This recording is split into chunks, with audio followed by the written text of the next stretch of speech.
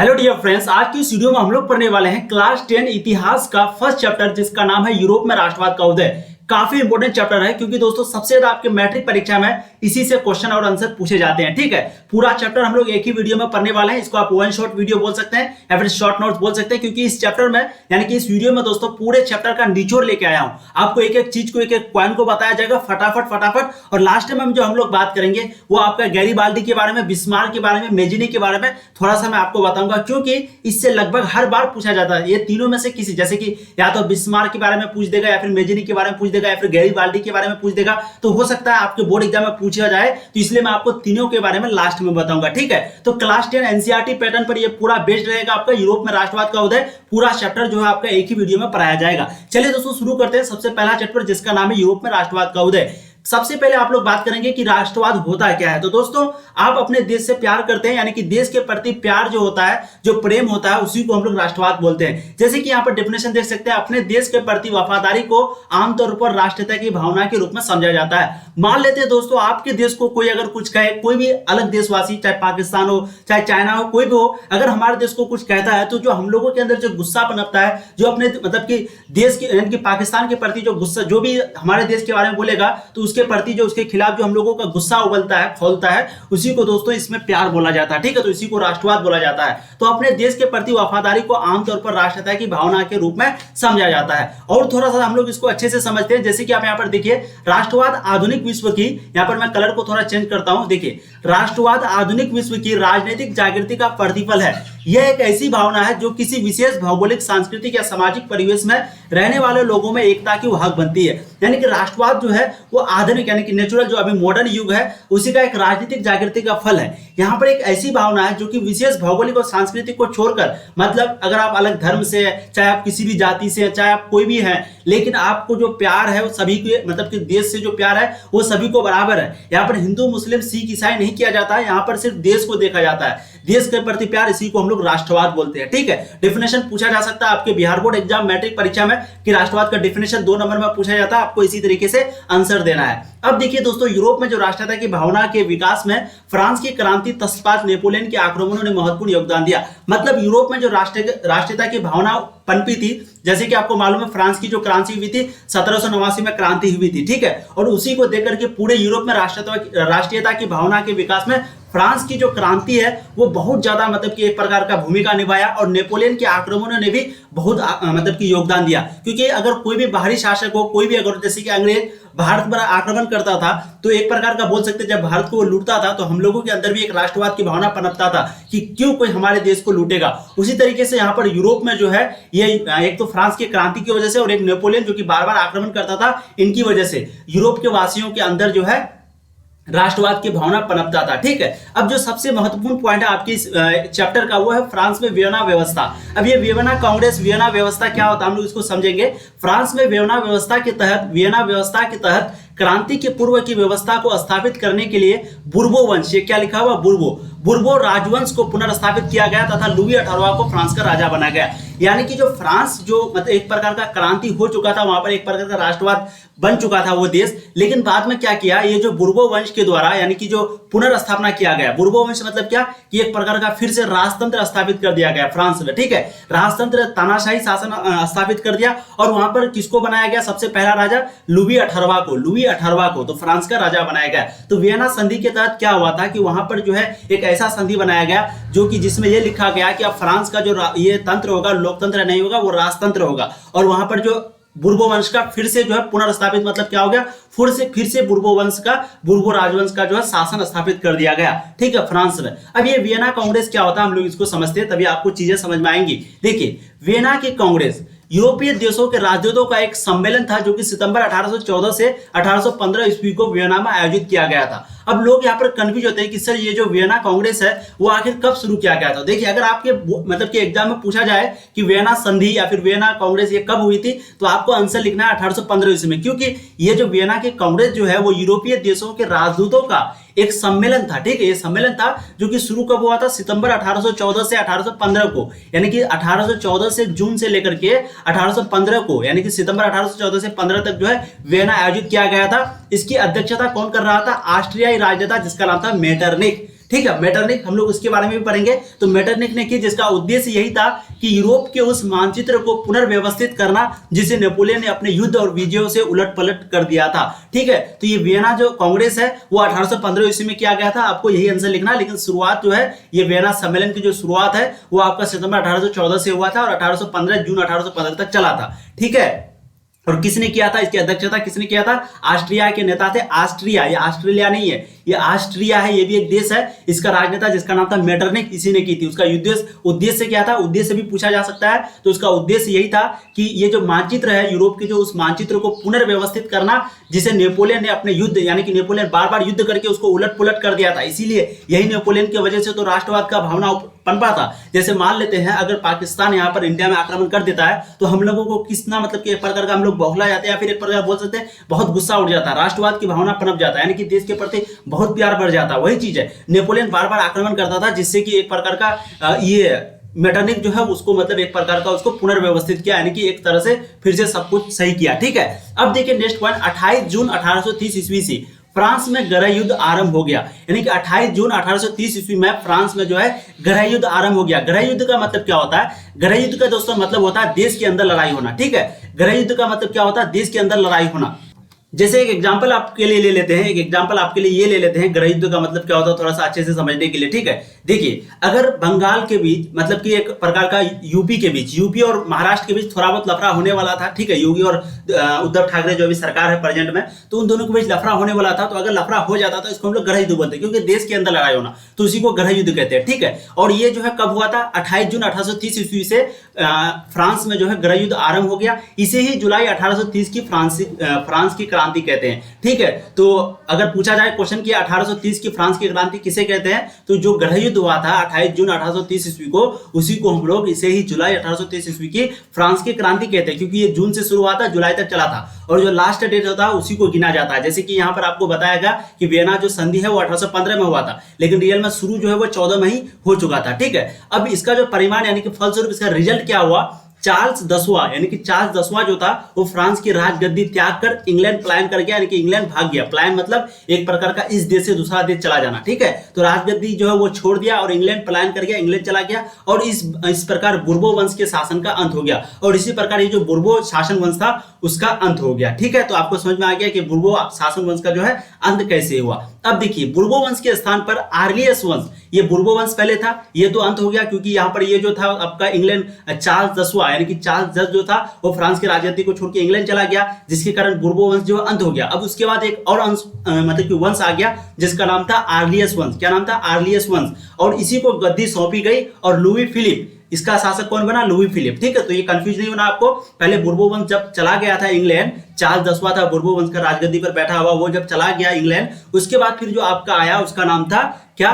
Philip, Louis Philippe. और ये आर्लियस वंश का था। ठीक है। अब देखिए 1871 ईस्वी तक इटली का एकीकरण जो है, यानी कि 1871 ईस्वी तक इटली का एकीकरण मेजिडे काबूर, काउंट कावर भी इसको बोलते हैं, गैरीबाल्डी जैसे राष्ट्रवादी नेताओं एवं विक्टर एम्यूनुअल जैसे शासक के योगदानों के कारण पूर्ण हुआ। और 1871 ईस्वी तक, ठीक है, ये इस पॉइंट को ध्यान रखेंगे, 1871 ईस्वी तक इटली का जो एकीकरण है वो किसने किसने किया? एक मेजिनी था, काउंट कावुर था या फिर कावुर शॉर्ट में लिख सकते हैं, और गैरीबाल्डी था जैसे राष्ट्रवादी नेताओं ने, और विक्टर एम्यूनुअल जैसे शासक के योगदानों के कारण पूरा हुआ। अब 1871 में ही जर्मनी एक एकीकृत राष्ट्र के रूप में यूरोप के राजनीतिक मानचित्र में पाया गया, जिसमें जाल्बेरिन बिस्मार्क की भूमिका मुख्य थी। ठीक है। और जर्मनी का जो एकीकरण है यानी कि राष्ट्र के रूप में पाया गया 1871 में ही।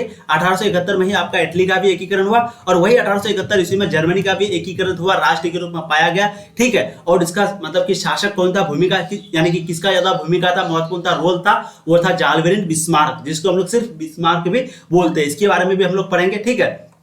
अब देखिए राष्ट्रवाद की भावना का जो बीजारोपण है वो यूरोप में पुनर्जागरण के काल से प्रारंभ हो चुका था, परंतु उन्नत रूप में 1789 ईस्वी की फ्रांसीसी क्रांति से प्रकट हुई। और राष्ट्रवाद की जो भावना है वो एक प्रकार का यूरोप में जो पुनर्जागरण के काल में ही प्रारंभ हो चुका था, लेकिन इसका जो एक प्रकार का सही तरीके से जो उत्पन्न हुआ, उदय हुआ, यानी कि जागा, वो 1789 की जो फ्रांसीसी की क्रांति हुई थी 1789 में, उसी से हुई थी। ठीक है। जैसे कि आपको मालूम है फ्रांस की क्रांति 1789 में जो हुई थी, उसी से रियल में जो राष्ट्रवाद की भावना का मीनिंग है सही से मतलब कि लोग समझ पाया था कि राष्ट्रवाद क्या होता है, वो फ्रांस की क्रांति से ही। कब हुई थी? 1789 में। अब नेपोलियन ने जर्मनी और इटली के राज्यों को भौगोलिक नाम की परिधि से बाहर कर उसे वास्तविक एवं राजनीतिक रूपरेखा प्रदान की, जिससे कि इटली और जर्मनी का एकीकरण हुआ। और नेपोलियन जो था वो जर्मनी और इटली के राज्यों को भौगोलिक नाम की परिधि से बाहर कर, ठीक है, जो भौगोलिक नाम था उससे बाहर कर दिया और उसे वास्तविक और राजनीतिक रूपरेखा प्रदान किया, जिससे कि इटली और जर्मनी का एकीकरण हुआ, ठीक है। और नेपोलियन के पतन के बाद यूरोप की विजय शक्तियां जो है वो ऑस्ट्रिया की राजधानी वियना में 1815 में एकत्र हुई।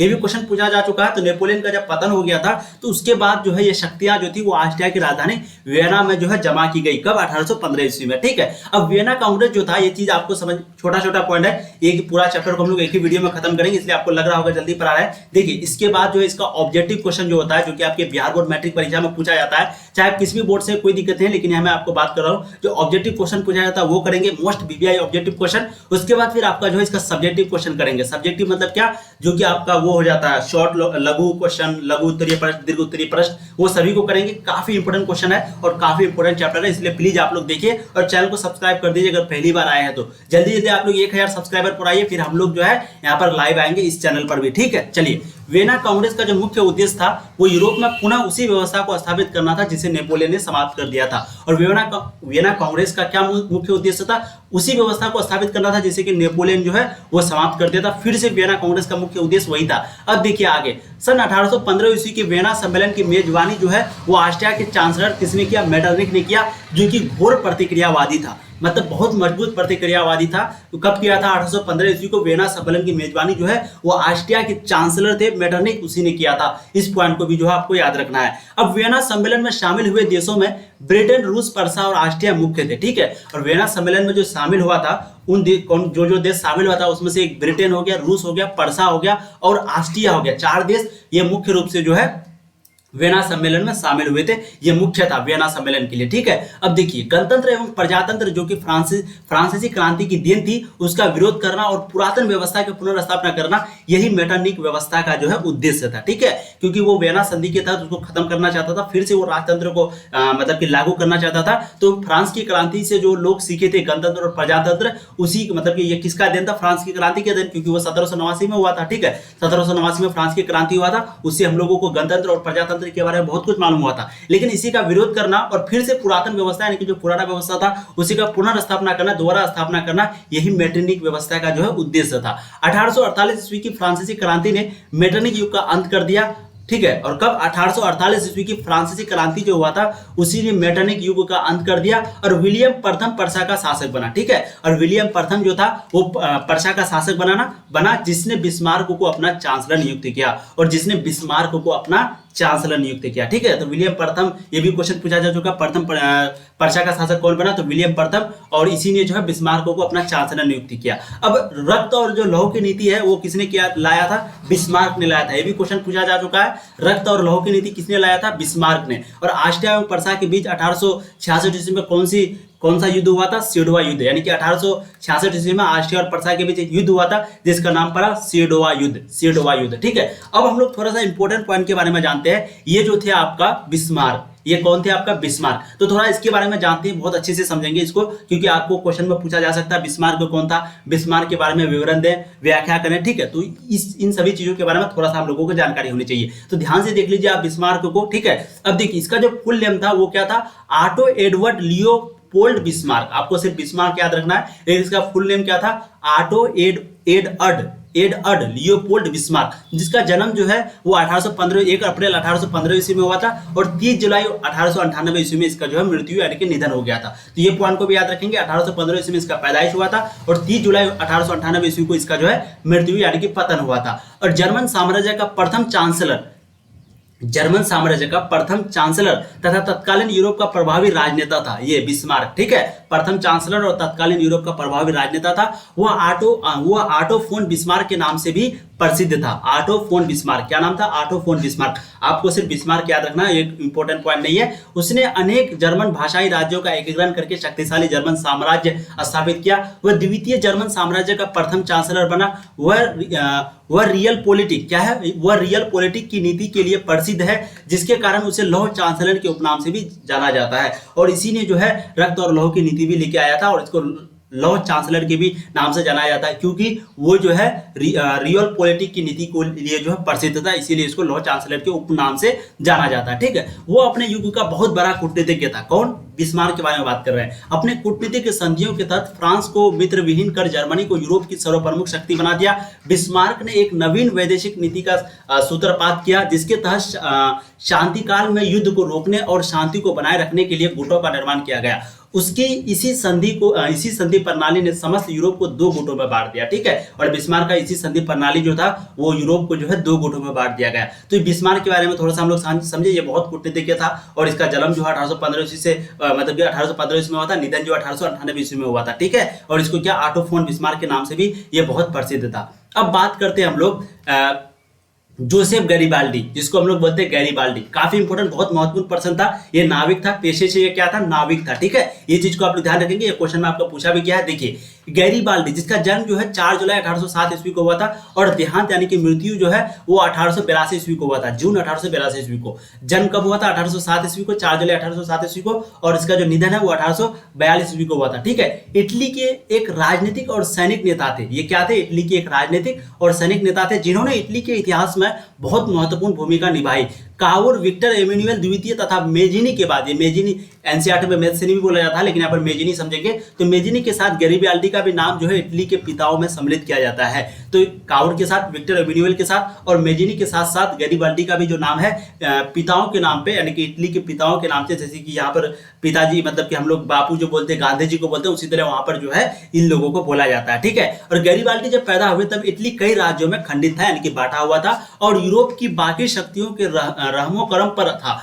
और पहले उन्हें कार्बोनरी नाम से गुप्त राष्ट्रवादी क्रांतिकारी संगठन बनाया। तो सबसे पहले ये क्या बनाया था, ये भी क्वेश्चन पूछा जा चुका है कि कार्बोनरी नाम से गुप्त राष्ट्रवादी क्रांतिकारी संगठन के साथ नाता जोड़ा, लेकिन एक असफल विद्रोह के बाद उन्हें इटली छोड़ना पड़ा और इसी का यानी कि कार्बोनरी का जो है विद्रोह हुआ, जिसके कारण इसको जो इटली छोड़ना पड़ा। फिर उन्होंने दक्षिण अमेरिका में कई विद्रोह और लड़ाइयां में हिस्सा लिया। उसके बाद वो वापस इटली आए और इटली को एक करने की लड़ाई में मुख्य मतलब कि रणनीतिकार रहे। ठीक है, और आधुनिक युग में इतालवी लोग उन्हें एक देशभक्त नेता मानते हैं और आदर से देखते हैं। ठीक है, तो ये कुछ था आपका गैरिबाल्डी के बारे में। अब हम लोग बात करते हैं मेजिनी के बारे में। इसके बारे में काफी इंपोर्टेंट है, बहुत मतलब कि ये आपका जो है मेजिनी है, इसको चेहरा को ध्यान से देख लीजिए। ठीक है, अब देखिए मेजिनी कौन था। मेजिनी जो है वो इटली में राष्ट्रवादी के गुप्त दल कार्बोनरी का सदस्य थे। ठीक है, तो मेजिनी जो है वो राष्ट्रवादी जो गुप्त दल था उसी का कार्बोनरी का उसी का एक सदस्य था। वह भी जो है सेनापति होने के साथ साथ गणतंत्रात्मक विचारों का समर्थक था, यानी कि गणतंत्रात्मक जो विचार था उसी का एक समर्थक भी था और साहित्यकार भी था। और 1830 ईस्वी में नागरिक आंदोलनों द्वारा उसने उत्तरी और मध्य इटली के एकीकृत गणराज्य स्थापित करने का प्रयास किया, किंतु असफल रहने पर उसे इटली से पलायन करना पड़ा।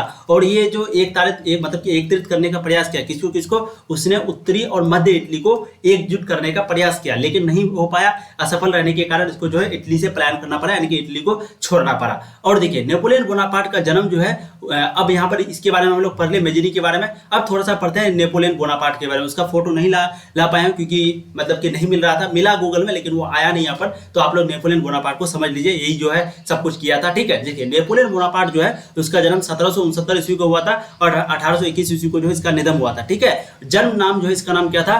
Napoleon the Bonaparte. क्या नाम था इसका? Napoleon the Bonaparte. लेकिन बाद में इसका नाम नेपोलियन बोनापार्ट रखा गया। 1769 में इसका पैदाइश हुआ था, 1821 ईस्वी में इसका निधन हुआ था। फ्रांस की क्रांति में ये सेनापति थे। 11 नवंबर 1799 से लेकर के 18 मई 1804 तक प्रथम कांसल के रूप में शासक और 18 मई 1804 से लेकर के 6 अप्रैल 1814 तक नेपोलियन के नाम से सम्राट रहा। वह पुनः 20 मार्च से 22 जून 1815 में सम्राट बना। वह यूरोप के अन्य कई क्षेत्रों का भी शासक था। आपको ये सभी डेट याद रखने का जरूरत नहीं है, बस उसका सिर्फ जन्म तिथि जो है वो याद रखिए। ठीक है, इतिहास में नेपोलियन विश्व के सबसे महान सेनापतियों में गिना जाता था। उसने फ्रांस में एक नई विधि संहिता लागू की जिसे नेपोलियन की संहिता कहा जाता है। तो फ्रांस में एक नई मतलब कि संहिता लागू की जिसको हम लोग क्या कहते हैं? नेपोलियन की संहिता। और वह इतिहास के सबसे महान विजेताओं में से एक था और सबसे महान जो जीतने वाले थे उसमें से महान में से एक था। और उसने उसके सामने कोई रुक नहीं पा रहा था जब तक कि उसने 1812 में रूस पर आक्रमण नहीं किया था, जहां सर्दी और वातावरण से उसकी सेना को बहुत क्षति पहुंची। और 18 जून 1815 इसमें वाटोले के युद्ध में पराजय के पश्चात अंग्रेजों ने उसे संध महासागर के दूर द्वीप सेंट हेलेना में बंदी बना दिया, यानी कि गुलाम बना दिया। और 6 वर्षों के अंत में वहां उसकी मृत्यु हो गई और इतिहासकारों के अनुसार अंग्रेजों ने उसे सांख्या यानी कि आर्सेनिक का विष देकर मार डाला। तो यहाँ पर ये जो है एक प्रकार का बहुत महान आदमी था, मतलब महान नहीं बोल सकते हैं, ये बोलेंगे कि एक प्रकार का कभी युद्ध में नहीं हारा था ये, ठीक है। कब तक? जब तक वो रूस पर आक्रमण नहीं किया। जब वो रूस पर आक्रमण किया तो वो हार गया, क्योंकि वहां पर सर्दी और मतलब कि एक प्रकार का सर्दी था, वातावरण जो बहुत मतलब कि सर्दी समझ रहे हैं बहुत लोग, जैसे कि पाकिस्तान वासी है, चाइना वाला है, भारत के सामने टिक नहीं पड़ता सर्दी के कारण, ठीक है। तो यही चीज जो है उसके साथ भी हुआ, नेपोलियन के साथ भी हुआ, और जिसके कारण उसको बहुत ज्यादा नुकसान हुआ। और 18 जून 1815 ईस्वी में जो नाम क्या है, वाटरलू के युद्ध, क्या नाम है, वाटरलू के युद्ध में जो है वो हार गया। उसके पश्चात अंग्रेज जो है उसको पकड़ लिया और अंध महासागर के दूर, यानी कि अंध महासागर जो था उसके दूर लेके गया सेंट हेलेना में। उस द्वीप का नाम क्या था, एक द्वीप था जिसका नाम था सेंट हेलेना में, वहीं पे उसको बंदी बना दिया। और 6 वर्ष के अंत में, यानी कि 6 साल के भीतर उसकी जो मृत्यु हो गई। और इतिहासकारों के अनुसार अंग्रेजों, यानी कि इतिहासकार बोलते हैं कि अंग्रेज जो है उसको आर्सेनिक का विष देकर, जिसको हम लोग संख्या वो बोलते हैं, इसी का विष यानी कि जहर देकर जो है